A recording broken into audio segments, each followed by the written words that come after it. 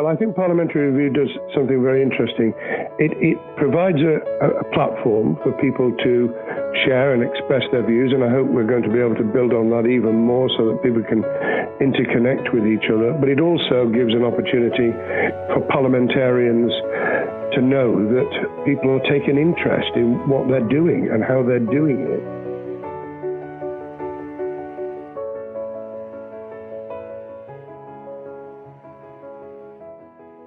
Hello, and welcome to the Parliamentary Review podcast, the podcast that makes leadership take centre stage.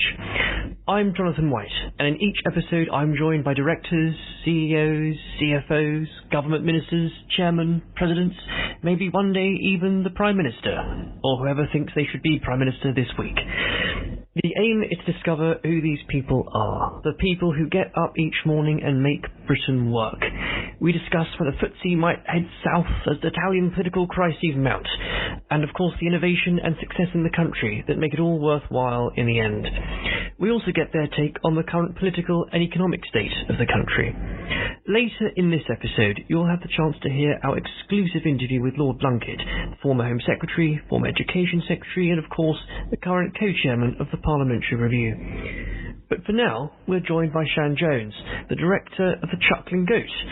Though an unorthodox approach to business, Shann and her co-director and husband Richard have built a multi-million-pound business in just 4 years.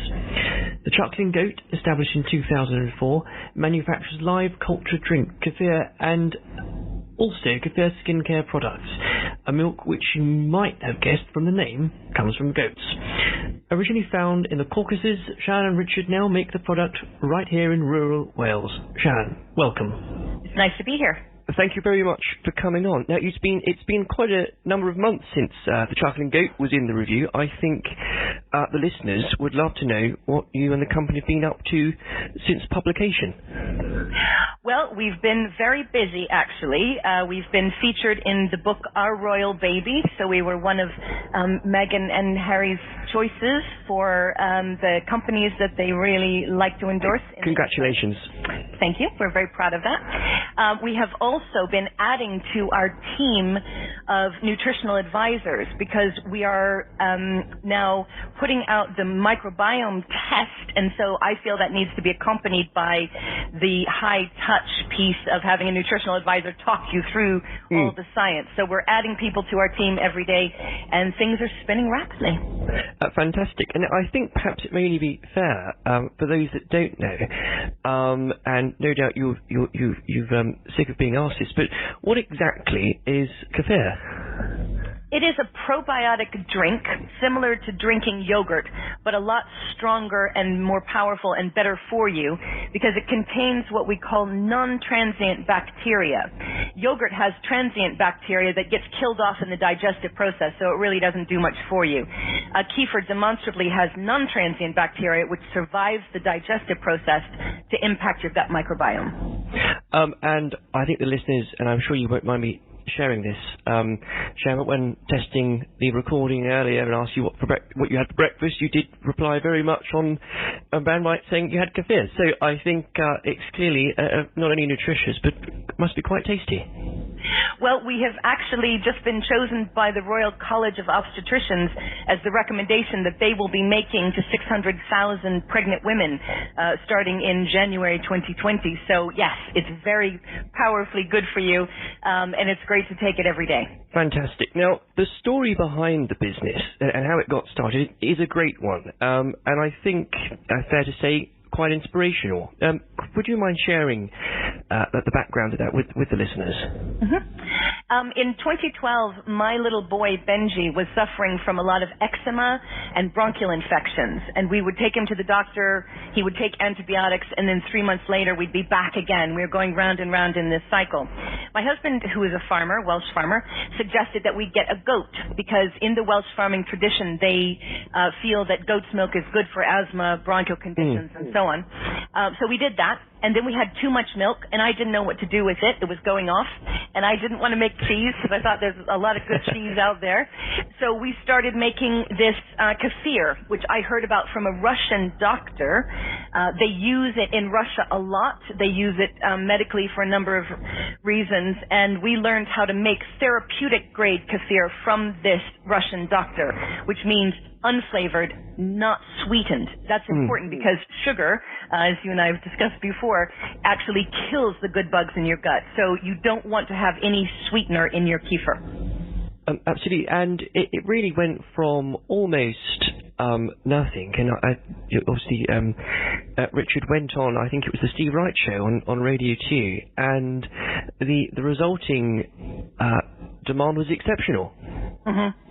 Yeah, we were making the kefir. Sorry, I say kefir because I'm American. We were making it out in our stone barn, and we were literally driving a few pints of it around to health food shops in the car, and we'd say, "Oh, do you want this unfamiliar, unsweetened product?" And people were like, oddly no. So we weren't selling very much of it, and then I actually went on this Steve Wright show, and it created a firestorm because kefir is very effective for eczema, and turns out loads of people in the UK have eczema, so it developed into an 8-week waiting list. Wow. We had a queue, and we were sort of producing as much as we could, as quickly as we could. It took us a long time to get on top of that waiting list. And as a consequence of that, obviously, you had to make a lot of interesting business decisions. And one of those was that you decided against establishing a physical shop. And I think you cited all manner of things, rent, business rates, insurance, etc. How have you found operating entirely online, especially, I think, perhaps in a climate where consumers expect goods on their doorstep as soon as they order it? Yeah, we decided not to sell through any outside retailers. So it's only direct from the farm gate. However, it goes from the farm gate to hundreds of thousands of customers in 55 countries. So really the advent of Amazon, you may love it, you may hate it, but it has changed the world. And we think that bricks and mortar is dead. You can get anything you want at the click of a button, as you say, delivered on your doorstep the next day. The high street is dying, we all know that. So why would I pay another retailer 25% of my profit to contact my customer? I want to contact my customer. I want to educate them. I want to be in engagement with them. I want to know what they want and how we can move forward together. That relationship is important to me. So we sell only direct to the end user, and we do have it on their doorstep. If you order before 1 o'clock, shipping is free, and you get it by the next day. So we have had to raise our game.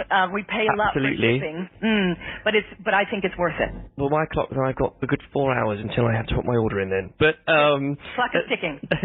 Now, perhaps looking at the sector more broadly, what are the challenges, would you say, currently facing the sector in the medium and the short term, would you say, Shann? We are dealing at the moment a lot with the fact that people are moving away from animal products. So we use goat's milk. That's how we started out. And animal milk is actually a more powerful base for probiotics, which is why you so often see it in yogurt and things like that. Goat's milk has the advantage over cow's milk is that it does not contain the A1 casein, which is allergenic and inflammatory. However, a lot of people just as a lifestyle choice are moving away from animal products altogether, even goat's milk. And so we are moving into plant-based milks. We're going to be launching in September. We're launching a brown rice kefir, which is a world first. It tastes delicious, actually. It's a little bit like cider, very light and refreshing. Oh, lovely. So we're moving to meet that shift in the market. That's a very interesting trend, and I think the number of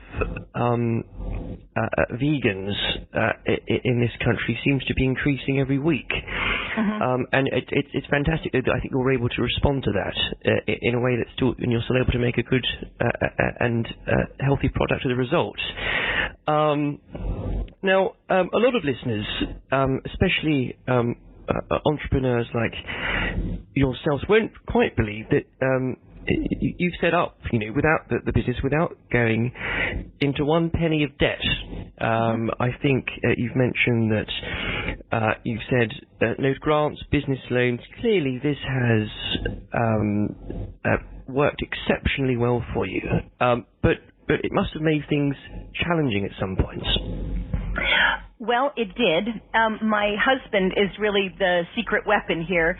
He's kind of a scrapyard challenge kind of guy, and so he can build anything you like out of a bucket of rusty bolts, and he has. Yeah, so he built our milking machine when we outgrew. So I started in the kitchen. When we outgrew the kitchen, he built us a new workshop here on the farm. So, excuse me. He built us a new workshop here on the farm. So it has actually been a process of innovation. You know, I make up the products on the stove, and then he builds us the facility where we can make those products.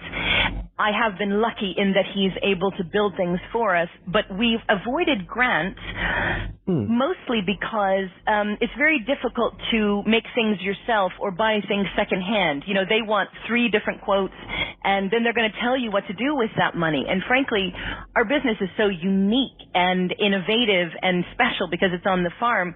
It is the rare consultant who can tell us with any authority what to do. You know, we've just had to follow the growth of the business as an organic, biological entity almost, and do what the business demands. And that means no grants, no loans. We have to stay liquid. Fantastic. And as a consequence, obviously, you found yourself in a very financially secure position for the business. And I imagine it allows you to be quite imaginative and ambitious with future plans. Exactly so. Yeah. Not having any debt means not having any anxiety. And so we can launch new things when we decide to launch new things. Rich is very Welsh in that way. He's very conservative with his money, and we've always just believed if we can't afford it, we don't do it. We don't buy it. So similarly, we've actually avoided coming in with lots of automation. So instead of getting big machines, we actually just hire, willing human hands and pay them well over the going rate. So we have 4 people on our team of young people who have actually purchased their own homes, and we're really proud of that. Why would I buy a machine? Why would I go into debt, take a loan to buy a machine when I can actually employ local people? And I think that's an exceptionally marvellous attitude, and I think that you should and are very proud of. And I think also right in saying it's also very much a family business. It is very much a family business. So, of course, my husband and I started it together. As we had 6,000% growth over the course of 5 years, which was a little eyeball melting. Then we became successful enough to be able to invite our second daughter and her husband to come and join us. So she runs the office, and he's our production manager, both brilliant. And then we got Rich's brother to come and help us around the place, keeping the grounds and so on, managing the farm. So we're sort of hiring people on, as quickly as we can. We have a lot of family members here, and we love it that way. Marvellous. Now, you've already brought it up, Shann. I think it is worth talking about perhaps a bit more seriously and specifically. And as everyone will be aware listening, and you especially, Shann, that in this country at the moment we are facing, from children and adults, there is an increase of obesity, there's an increase in diabetes, which is causing a tremendous amount of strain on the national health. I know that's something you're quite passionate about, and I know that's something that kefir itself it provides a solution. Would you mind talking a little bit about that? Mm-hmm. Yeah, it is astonishing when you start to look at the figures. There are an estimated 4 million people in the UK who are living with some kind of autoimmune condition. And those conditions, there are 80 autoimmune conditions known to science. We could go on all day. Diabetes, celiac disease, multiple sclerosis, psoriasis, arthritis, obesity, ulcerative colitis, Crohn's disease, coronary heart disease. The list just goes on and on. The NHS is currently spending on only 3 of those, 3 out of 80, £13 billion a year. That's the spend on diabetes, rheumatoid arthritis, and multiple sclerosis. So you can see the NHS is being absolutely crippled by this. Yes. And it's not improving. So Crohn's disease, just for example, to take 1 out of the 80 autoimmune conditions, in the UK, diagnosis of Crohn's disease grew by more than 300% between 1994 and 2014. Extraordinary rate. That's an epidemic. And your immune system sits in your gut. 4/5 of your immune system sits in the gut. And so dysbiosis, which is what we call when the gut gets damaged, which is created by sugar, yes, antibiotics, environmental toxins, and stress, when those things, and who among us does not experience those things in modern life, when those hit your gut, you get damage to your microbiome, and this autoimmune condition is a result of that. So this is literally bringing the NHS to its knees. The beautiful thing about kefir is that it actually puts the good bugs back into your gut, and it can really, really powerfully impact autoimmune. Part of the issue is that we do not give probiotics after antibiotics. And if you go to France or Poland or Germany and take a course of antibiotics, they will give you a course of probiotics afterwards because they understand that you must repair the damage that is done by antibiotics. Absolutely. In this country, we don't do that, and they think it's incredibly irresponsible, and I agree. And I think it's something I often ask guests if they were Secretary of State for the day, if they had a magic wand, what would they change in an afternoon? I think I know what your answer would be on that front, Shann. And I think it's something that, given the strains that are on the NHS at the moment, it's something that must be considered far more seriously very soon. And sorry, go ahead.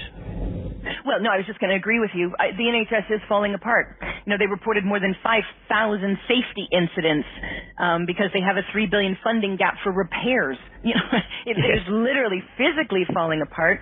And this $13 billion per year that they're spending on 3 of these autoimmune conditions, it's unnecessary. And they don't have anything to offer. Anyone who has gone to the hospital, the NHS is brilliant, by the way. My husband has had an operation, and they're fantastic for trauma, surgery, anything like that. Oh, yeah, at the point of, absolutely. Absolutely brilliant. It can be difficult, your criticisms are fantastic, but I think you may agree or disagree, but there is a problem perhaps in this country, especially even at the highest level, at the most important levels, where there is a bit, I know we're talking about goats, but it can turn into a bit of a sacred cow, and sometimes with the National Health Service it becomes difficult to criticise any aspect of it and be overwhelmed by opposition. But I think when you talk specifically, and as you have done, and factually, it's a strong argument and hopefully one that can lead to reform.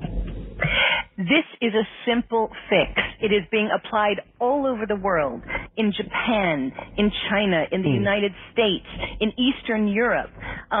They are using this solution everywhere, except the UK is the last to get on the bus. And actually, in this country, the usage of the word probiotic itself is technically illegal because it implies benefit, and there is no the EU portal has not approved any usage of kefir or probiotics. None. Extraordinary. Well, after listening to this, I think some people's minds will certainly be changed. But to bring it back onto the business before we have to go, more specifically, clearly you have had, Shann, tremendous success, and perhaps success you couldn't have imagined just a few years ago. What have been your guiding principles? What have been the key aspects of your plans that have really made sure that you succeeded in the way you have? Never compromise.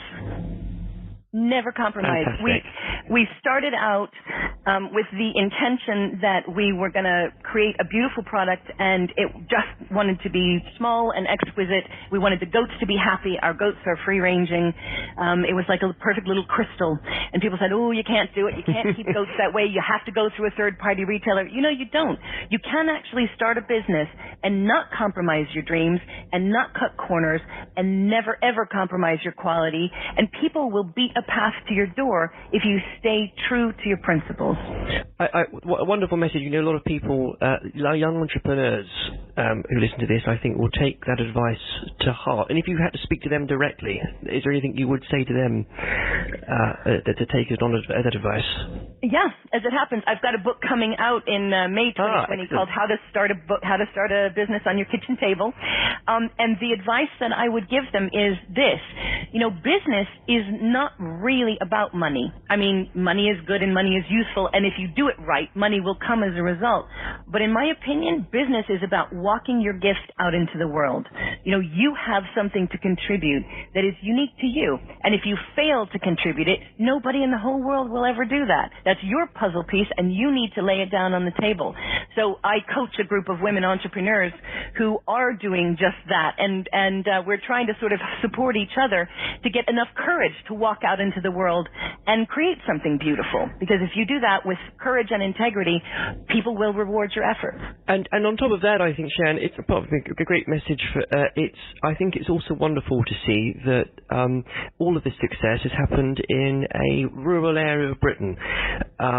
Often when, especially I think in government these days, people think of young entrepreneurs, they think of startups, their go-to thoughts are of the urban centres. So I think that's also quite an inspirational thing as well for a lot of people not necessarily living in cities in England and Wales. And I'd be remiss to ask, and I think it's a fair question, the Chuckling Goat, who came up with the name? It was a group of friends and a bottle of wine. As all great decisions are made with. That's right, exactly right. Shann, I have to bring it in, but it was a pleasure talking, and hopefully we can speak again in May 2020 when the book comes out. I look forward to it. Shann, thank you. Thank you so much. I hope you all enjoyed our chat with Shann, and especially learning more about the challenges facing the sector and how the whole team at the Chuckling Goat are continuing to raise standards. I think I'm certainly been convinced to try a couple of bottles. If you haven't heard it before, coming up now is our conversation with the Parliamentary Review's co-chairman, David Blunkett. Lord Blunkett served as Home Secretary and Education Secretary in Tony Blair's cabinet before receiving a peerage in 2015. Outside of politics, he's the Vice President of the Royal National Institute of Blind People and the National Alzheimer's Society, and when he has the time, he can be found cheering on his team, Sheffield Wednesday. I hope you enjoy listening as much as I enjoyed speaking to David. Here it is now. We're now joined by Lord Blunkett. Thank you very much for joining us. You're very welcome. Now, it would probably be remiss of me if I didn't start, given the recent events in Parliament. I didn't ask you, given your 32 years in that place, about your thoughts regarding the unprecedented situation I think the public are looking at the minute. Well, I think I see it very much like Joe Public. I see it as though I'm looking at something that is made up, that is scripted, that is like almost a sci-fi film where anything can happen and then anything does happen. And I'm very sad about that because I think that it's damaged our parliamentary democracy. I think that it's brought politics into disrepute, and I think it's created anger on all sides, whether people were strongly in favour of remaining or whether they were, as we call them, Brexiteers. Absolutely. And given that situation, whether it's going to be a general election, many people are beginning to worry about how apathy taking effect. Well, I'm worried about two things. Apathy in the respect of turnout and whether people vote, and anger and, if you like, the friction developed into a failure to be able to have a democratic dialogue, so that the respect that we have for each other, that the way in which we debate issues is often now broken down, and there's abuse in the street, not just of people because they're considered to be different or foreign, but because people recognize they have a different point of view. Now, that is new. I've been around in formal politics now for, goodness, almost all my adult life, because I was elected to a local authority in my city of Sheffield when I was 22.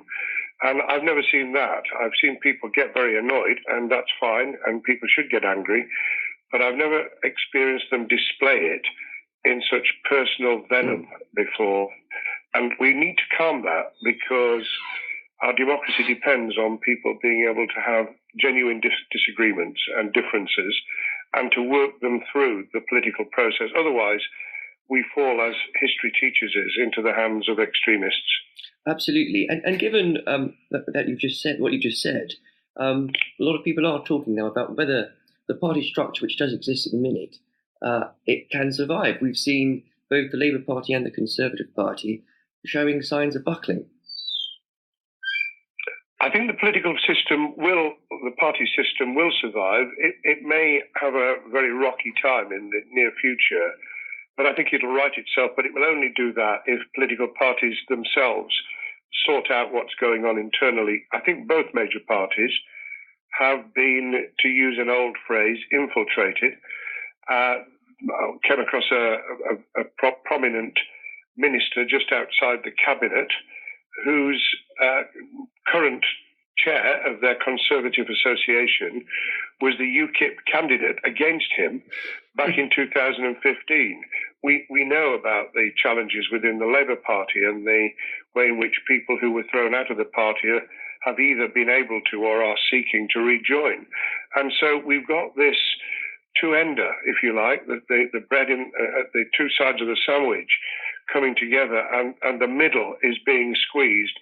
Now, there's academic work to say that actually the electorate aren't all that keen on centre parties, particularly at the moment. And I think we need to be wary of believing that the creation of some sort of centrist party in Britain would solve the problem. It would temporarily, but it wouldn't resolve the differences that people have and how we work them through. A lot of people have been suggesting recently that the only way out of this situation is with a second referendum. And I write in saying that you have quite reluctantly come to that position yourself.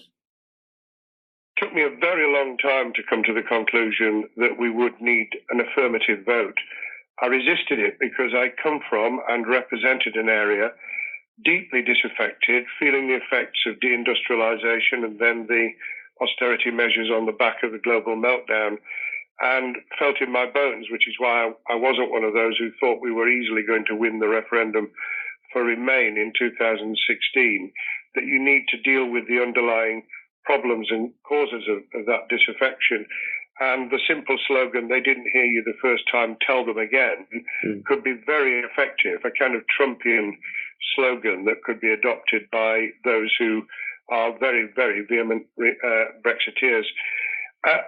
However, I think given the state that we're in, I came to the conclusion a few weeks ago, and I wrote in the Daily Telegraph, that I think the only way to deal with this is to get an agreement for this interim period, because that's what it is, a transition from where we are to where we might be, and then put that to the British people.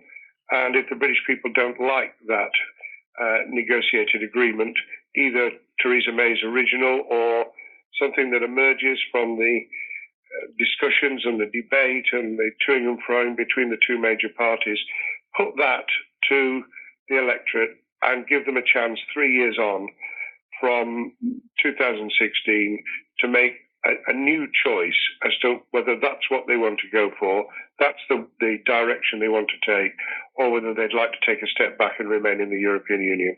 And do you think that the people of Sheffield that did vote leave, many of whom voting for the first time in decades or the first time ever, do you think that they would feel maybe slightly frustrated at the call for a second vote? Yes, I think they would. And I think we just have to be really honest about that. There would be a great deal of frustration, bordering on anger, people saying, we gave you the message, why didn't you just do it? And we have to be straight with them. The reason it's been complex, the reason it's taken this time, the reason that we are in the undoubted mess we're in, is because it wasn't simple. You didn't, as some people thought, sign a bit of paper and walk away. This is a complex, interconnected, economically, socially, in terms of our trade and our relationships, not just within the European Union, but with the European Union's agreements across the world. This is a complex issue.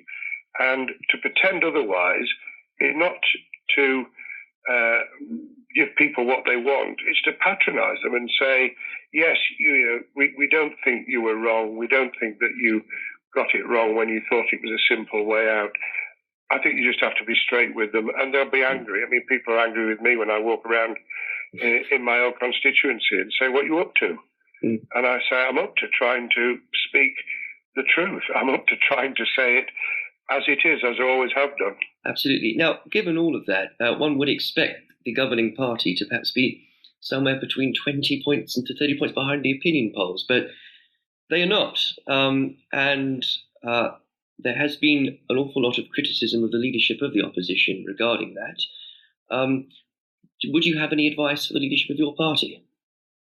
Well, I think belatedly, from the beginning of April, the two parties realised that they were going to sink separately if they didn't actually try and make an effort and at least display some endeavour to work together. I think had there been two different leaders post-2016 referendum, this would have happened a great deal earlier. It hasn't, but it can now. And it is remarkable that in the circumstances that the government have found themselves, not just in not being able to get the kind of deal that some people wanted, not even being able to hold all their party together, but actually being totally riven publicly with cabinet responsibility having broken down, to find themselves only marginally behind, or even on opinion polls through March, marginally in front of the Labour Party is astonishing. And once this period is over, I think Labour will need to take a very long, hard look at why the British people have not turned, as they often do, to what is called Her Majesty's opposition. There are very complex reasons for that, including the fact that the leadership of the party have only realised, I think, very, very recently, that you have to reach out to people whose views you don't agree with, and you have to win them over to something more than the issues and the policies and the ideology you thought of in the first place. And on that point, you'll be aware, certainly, that the Parliamentary Review itself has been dedicated to showcasing leadership in all its forms across the country. Now, speaking to many of our contributors, they have made clear that they do feel that leadership has been lacking, both from the government and opposition, as you've said. In your many years in politics, is there a time in certainly recent history where there has been perhaps a leadership vacuum like we're seeing today? I think we find in Britain an interesting paradox. People want strong leaders, but they want leaders that listen and are responsive. And the two don't always go together. I've lived through the period of both Margaret Thatcher and Tony Blair, two leaders who knew what they wanted to do and were prepared to put it on the line. I've lived through Ted Heath and John Major, who were less clear. Ted Heath on Europe, yes, but not on much else.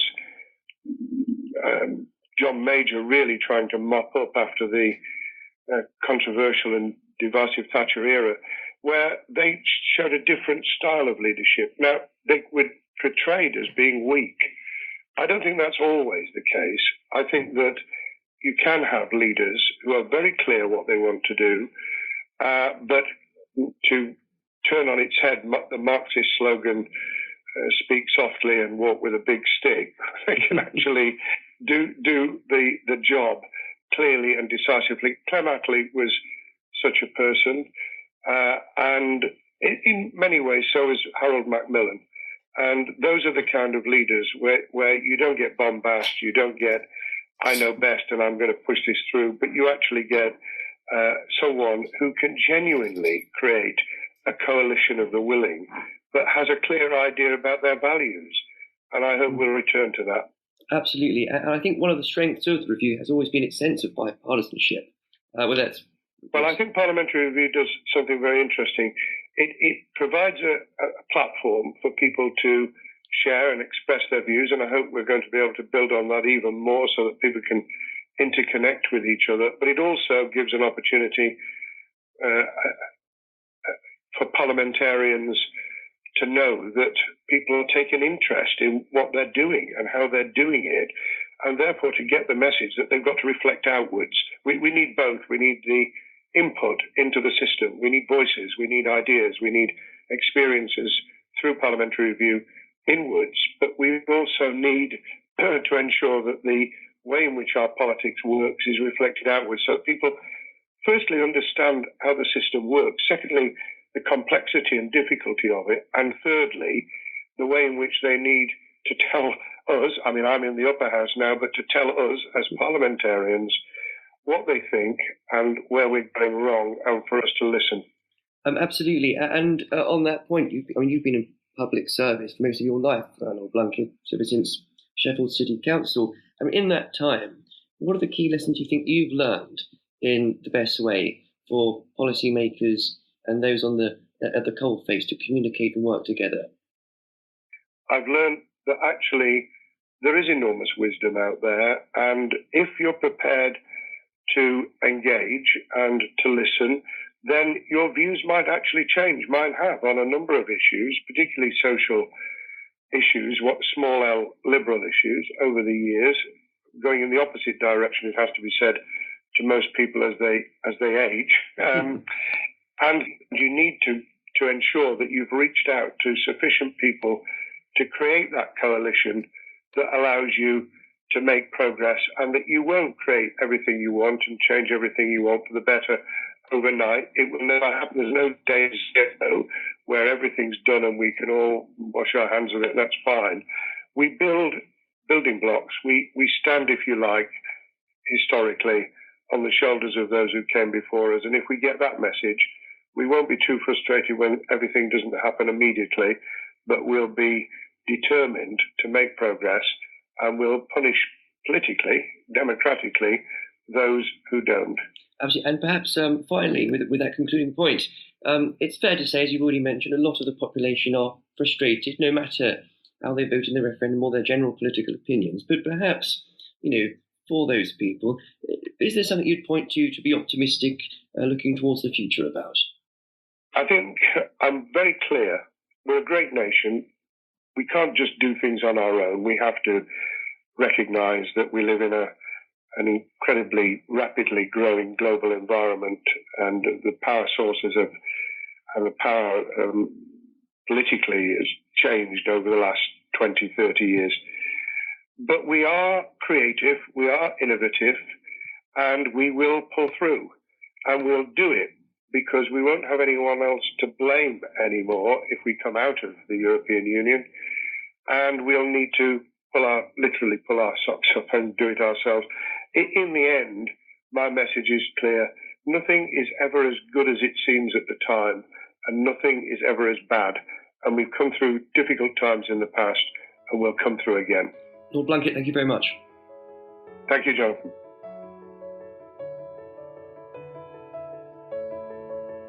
As always, it's been a pleasure interviewing and learning from our guests. I hope you've all enjoyed listening. Until next time, I'm off to the casting glass to raise a glass to raising standards. Goodbye. Thank you very much for listening to our podcast. You can find every episode on iTunes, YouTube, and Spotify. The views expressed by guests in each podcast are their own. They do not represent the opinions of the Parliamentary Review, Westminster Publications, Lord Pickles, Lord Blunkett, David Curry, or any other guests on the podcast. If you'd like to know more about the Parliamentary Review, please visit our website at www.theparliamentaryreview.co.uk.